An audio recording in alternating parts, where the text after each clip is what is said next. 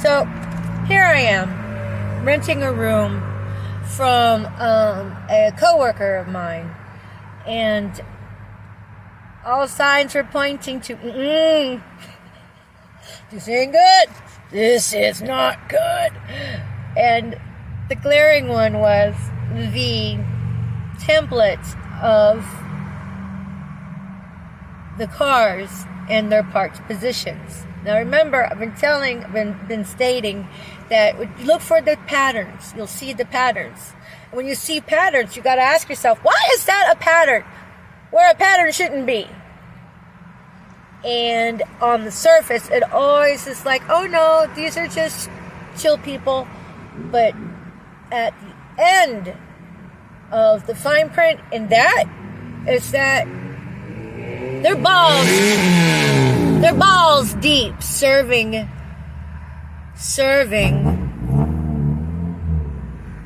your gang stalking lords, whoever they might be, which is definitely through the government.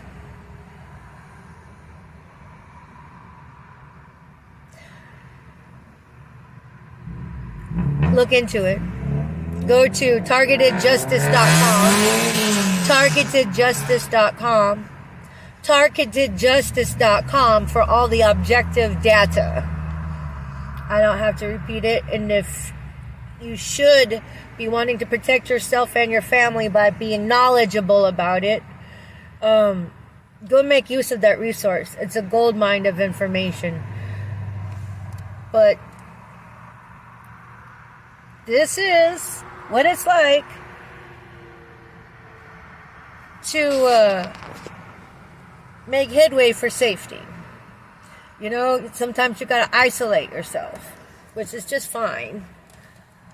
Everything was fine whenever I decided to trust my last roommate, but what I'd seen at the moment I pulled up was the staggered parking with the templates and the Twinkies. And so, but I held out judgment. I held out judgment. And there were a few other red flags that I still held out judgment. First off, the man said that he was a targeted individual, but he was making excuses, on the other hand, for gang stalking. I'm like, and then when I decided to move in and rent his room, he got real stern with me all of a sudden. It was like someone flipped a switch, and he goes, no conspiracy theories. And then went back to it. I'm like, oh, okay. I'll respect it, man. This is his home. You know, but I'm just all like, why would you be trying to censor anything I have to say if you really were a targeted individual to begin with? But again, I held out reservation till I got my final confirmation, and then I just decided to never go back there to sleep. That hence, life of being a fugitive in your own effing country. We got fugitives that get put on this non-investigated watch list propagated by our government. And what it is a diabolic experiment on every facet of this sick game that they're playing. Gang stalking, which is terrorism, which is East Germany. So, yeah, This gang stalking, make no bones about it. This is East Germany playing out in our effing country, guys. Wake up. Your life might depend on it. My life is already sideswiped by it. Hence the directed energy weapons. I don't use meth. I don't smoke crack.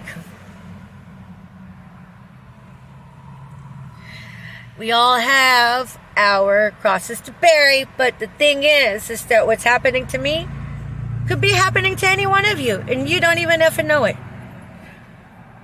But because there is no algorithm for radiation poisoning, because these gang stalkers, these murdering gang stalkers, they deploy the use of microwave technology on citizens, private citizens.